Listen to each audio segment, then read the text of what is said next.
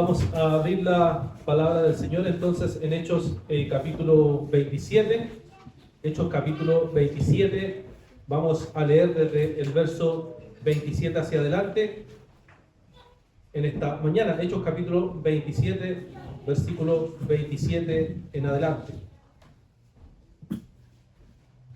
Leeremos en la versión, como siempre, Nueva Biblia de las Américas. Hechos capítulo 27, verso 27 en adelante.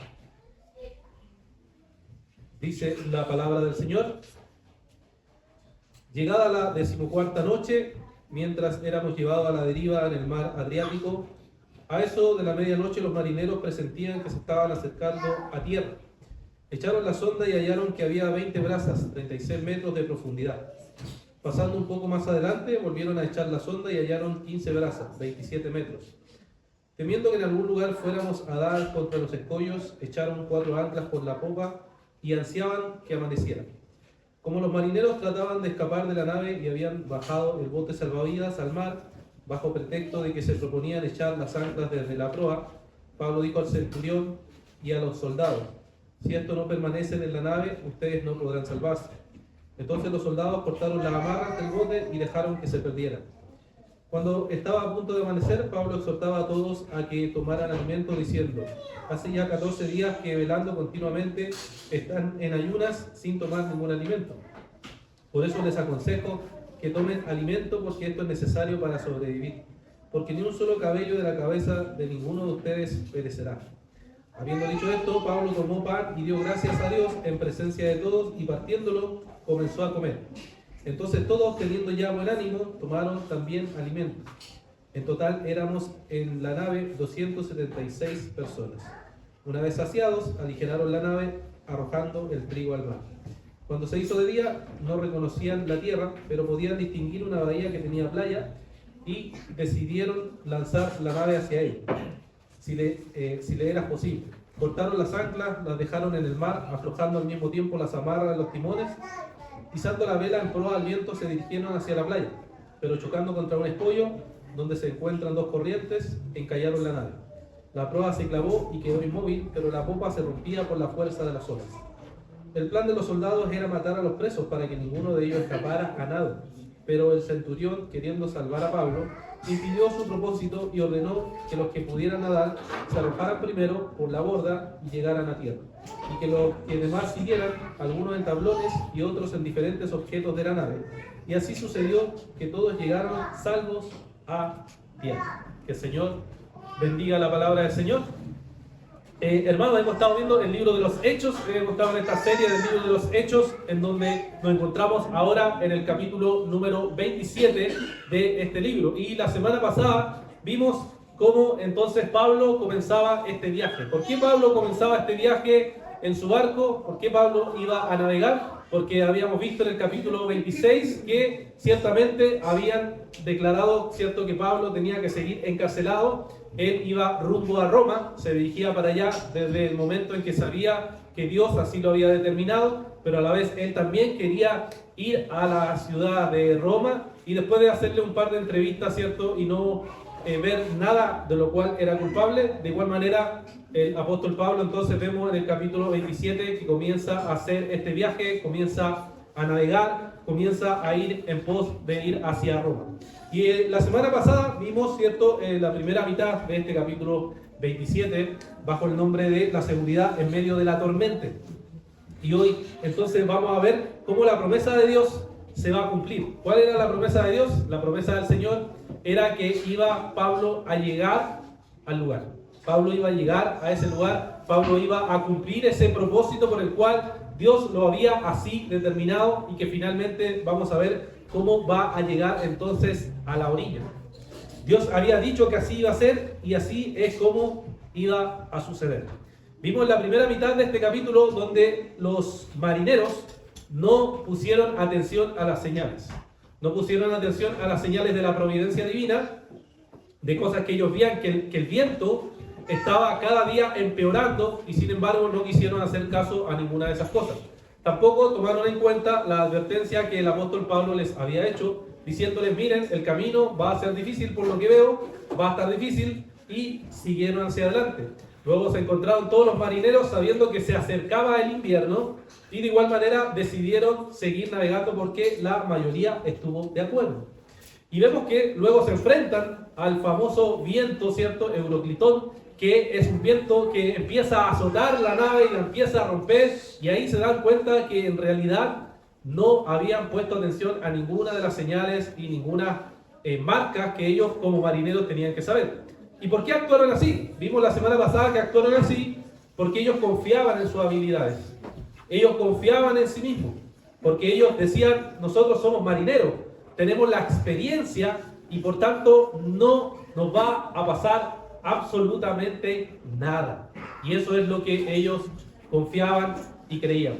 Pero Pablo después les dijo, tenían que haberme hecho caso, yo les advertí lo que iba a suceder, pero los anima porque habían caído obviamente en desánimo en medio de la tormenta, en donde dice que no vieron el sol ni las estrellas, que eran las formas para poder guiarse, ya no veían ninguna esperanza y estaban a la deriva, nos dice, ¿cierto?, constantemente la historia, a la deriva estaban, y Pablo les dice, miren, ustedes van a sobrevivir. ¿Por qué? Porque un ángel del Señor ha venido a mí y me ha dicho que yo voy a llegar al lugar donde voy y me ha entregado también las vidas de ustedes. Y así ustedes van a llegar a el propósito que el Señor ha determinado conmigo, pero como ustedes están conmigo, van a tener también esa bendición.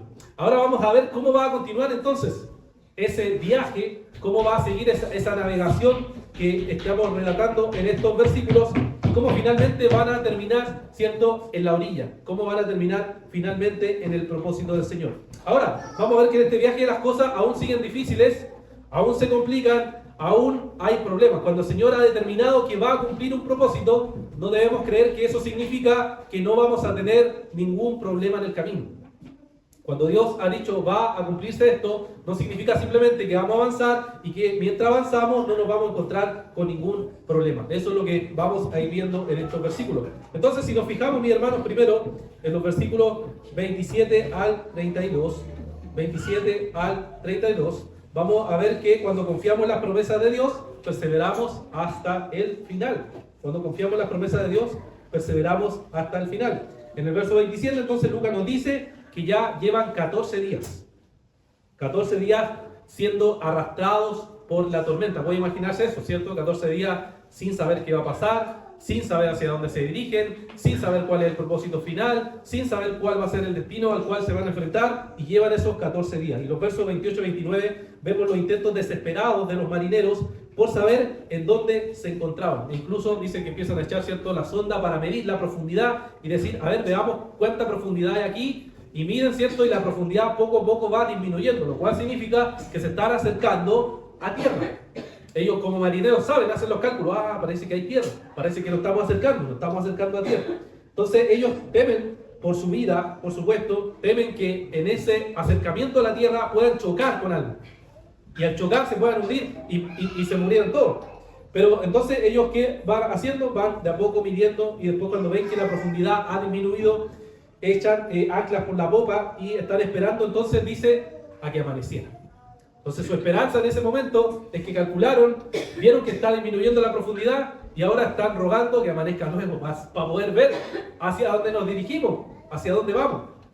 Imaginemos, mi hermano, el agotamiento físico, emocional que esas personas tenían, cómo estaban en medio de la oscuridad. Porque como les he dicho, en el mundo antiguo la oscuridad era total. Cuando se encontraban en un barco era total. Yo no podía ver nada, absolutamente nada. Estaban sin estabilidad, sin descanso, sin comer, sin control. Estaban totalmente ellos a la deriva. Y entonces, en medio de esa oscuridad, los marineros empezaron a percibir o a darse cuenta por medio de los cálculos que estaba la tierra cercana. Todavía no podían ver claramente, pero ya veían algunas señales de que la tierra se acercaba. La tierra se acercaba. Y eso ocurre, hermanos, muchas veces en nuestra propia vida, cuando nos enfrentamos a difíciles momentos de la vida y nos encontramos, ¿cierto?, en medio de la tormenta, en medio de la oscuridad, sin saber hacia dónde nos dirigimos, sin saber en qué va a terminar esta prueba, pero sabemos que el Señor, aún ahí, aún en esa oscuridad, aún en un lugar y en un momento en que no vemos nada, Dios está dirigiendo las cosas. Salmos capítulo 30, versículo 5, nos dice lo siguiente.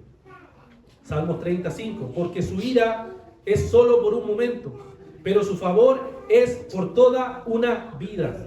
El llanto puede durar toda la noche, pero a la mañana vendrá el grito de alegría.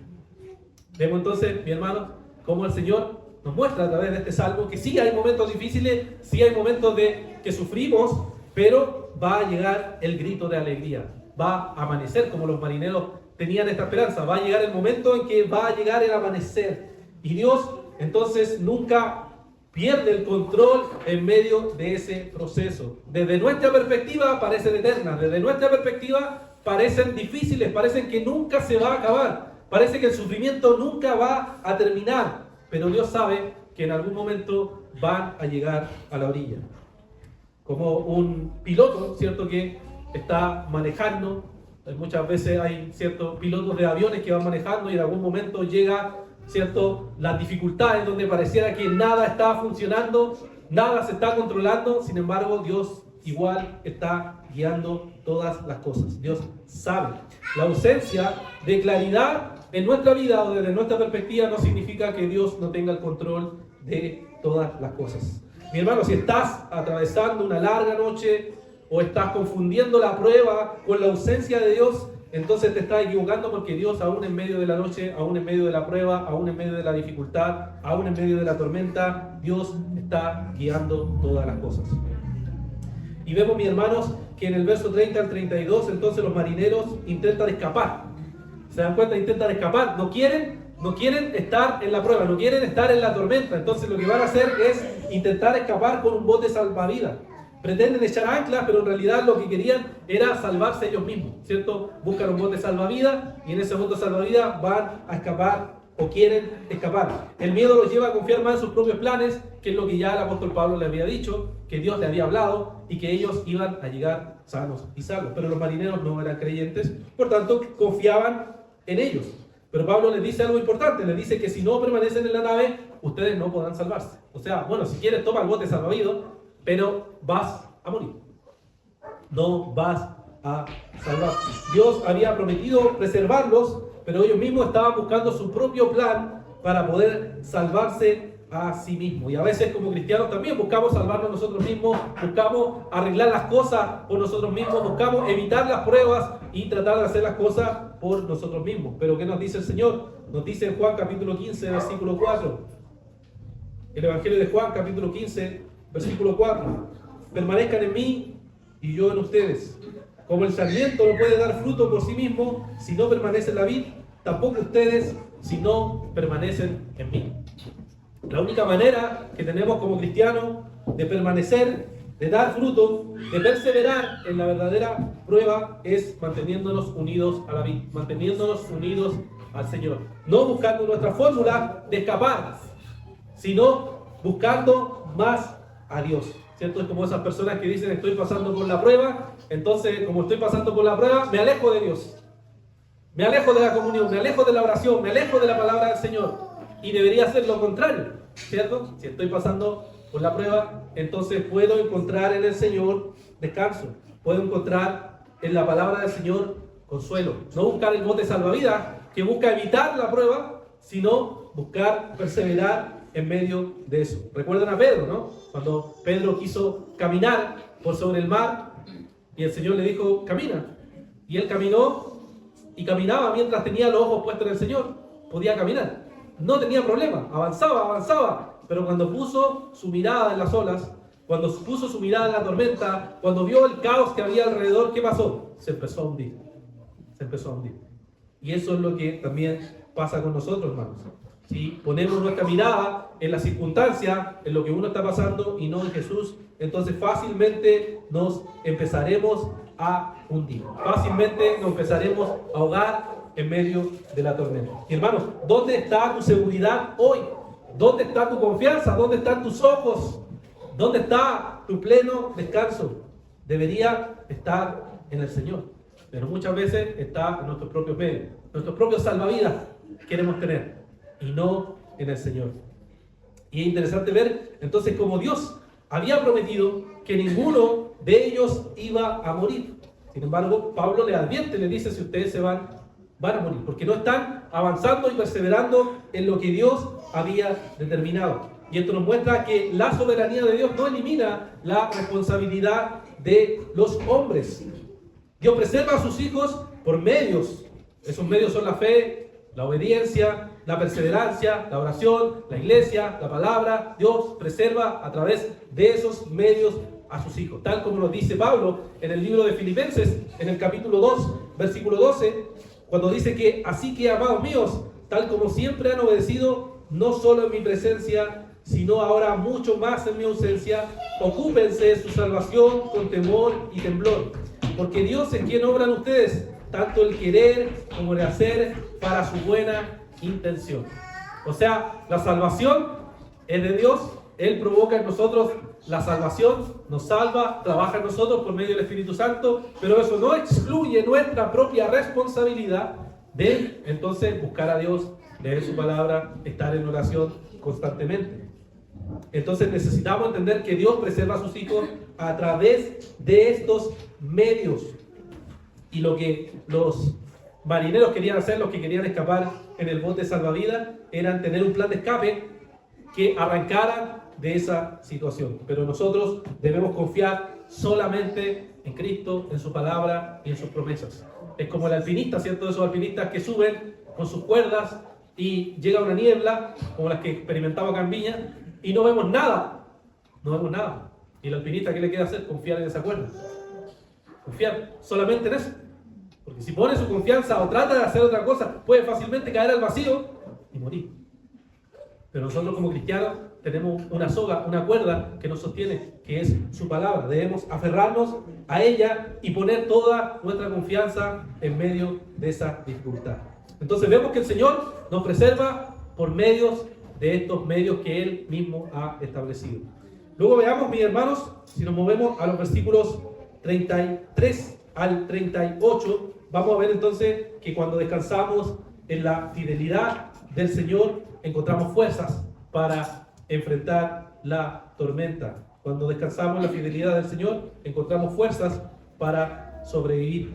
Vemos entonces los versos 33 al 38, comenzando en los 33 y 34. Lucas nos recuerda nuevamente que llevaban 14 días, pero ahora nos dice que llevaban 14 días consumidos por el miedo a morir, y eso lo había llevado a un temor tan grande que no estaban comiendo, no se estaban alimentando, habían perdido el apetito por 14 días, y eso hacía que ellos perdieran su fuerza física y que ellos perdieran, ¿cierto?, sus fuerzas emocionales, su ánimo. Estaban totalmente desanimados frente a eso. Y eso también nos ocurre espiritualmente, cuando dejamos de alimentarnos con la palabra del Señor. El miedo prolongado lo que hace es que nuestra alma se canse. Nos dice el Proverbios capítulo 12, versículo 25.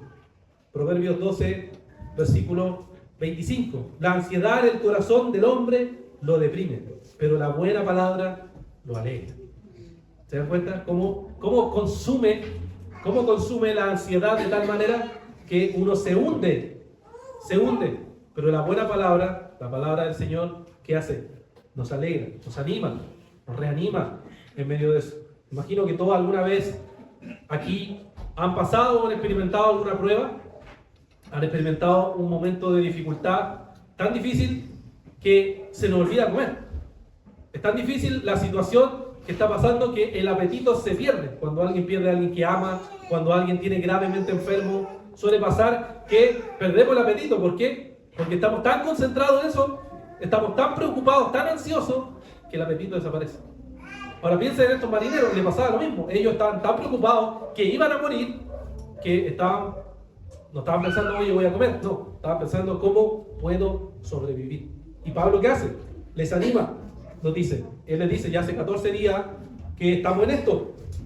Le aconsejo, le dice que tomen alimento para que puedan sobrevivir.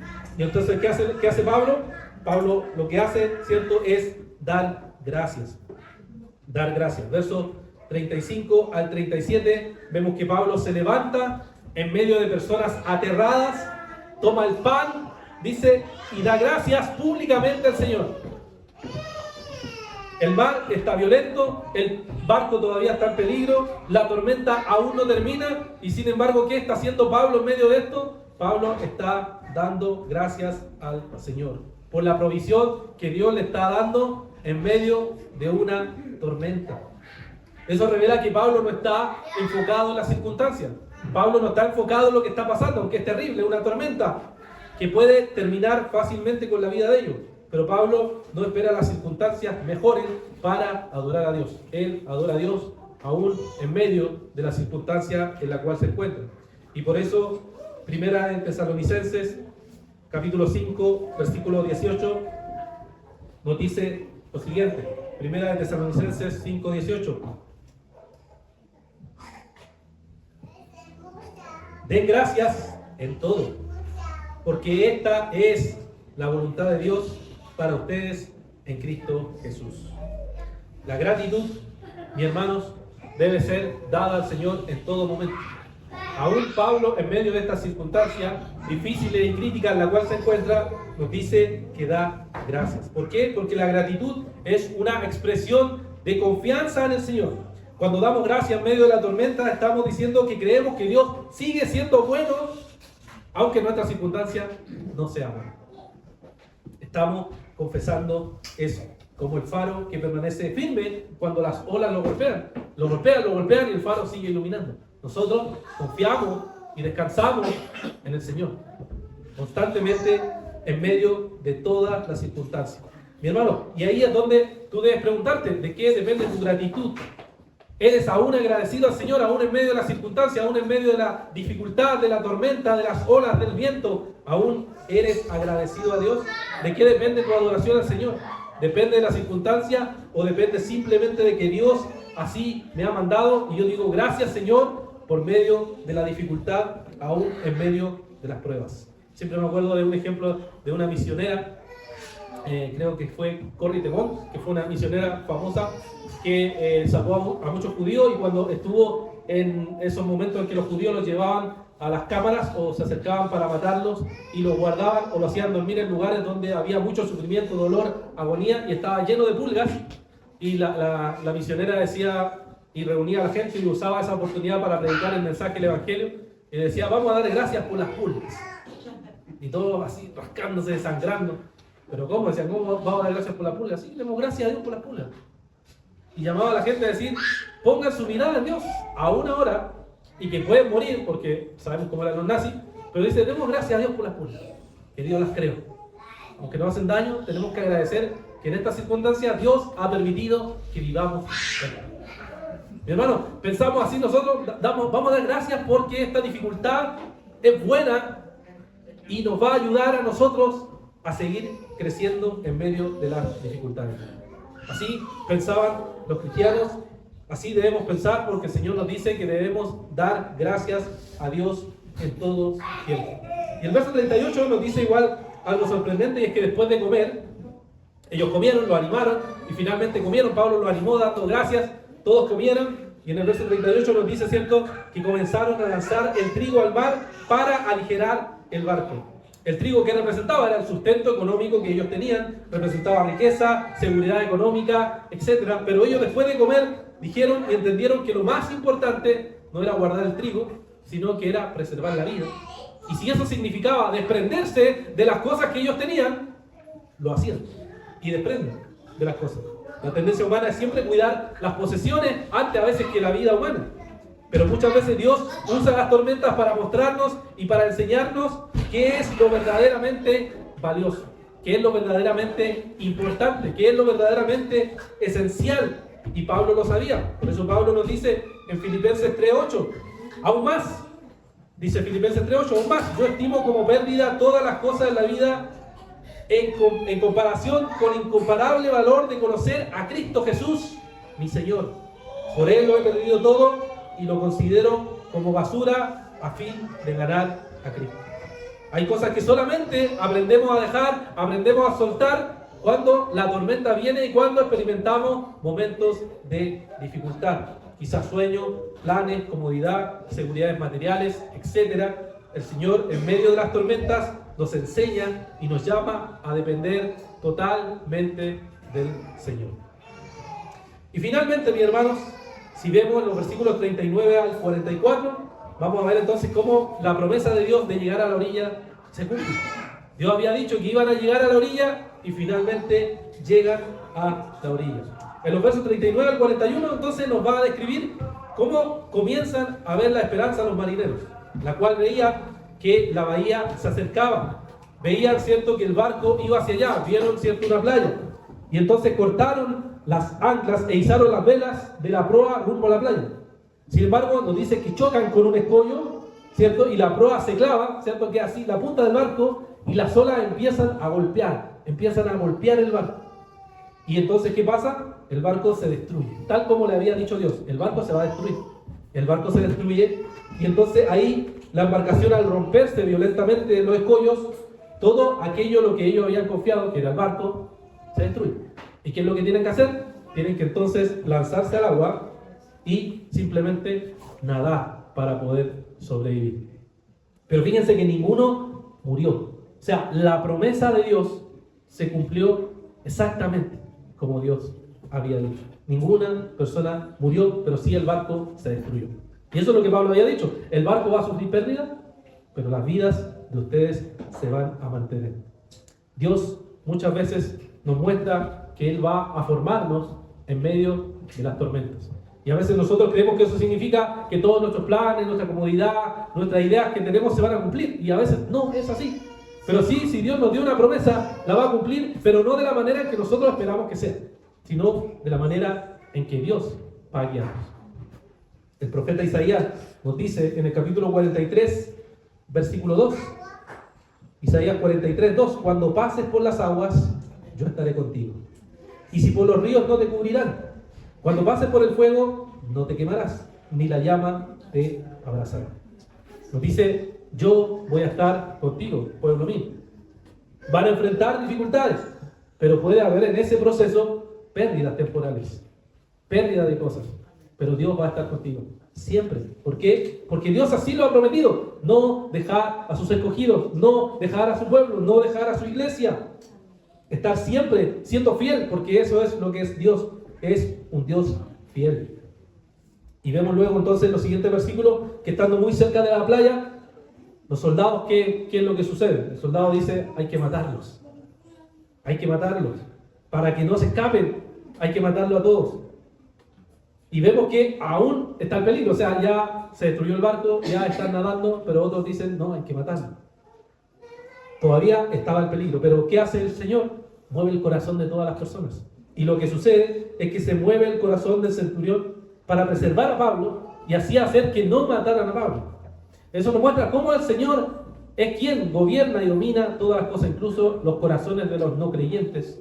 El Señor tiene el control sobre ellos. Proverbios 21.1 nos dice, Proverbios 21.1, como canales de agua es el corazón del rey en la mano del Señor. Él lo dirige donde le place.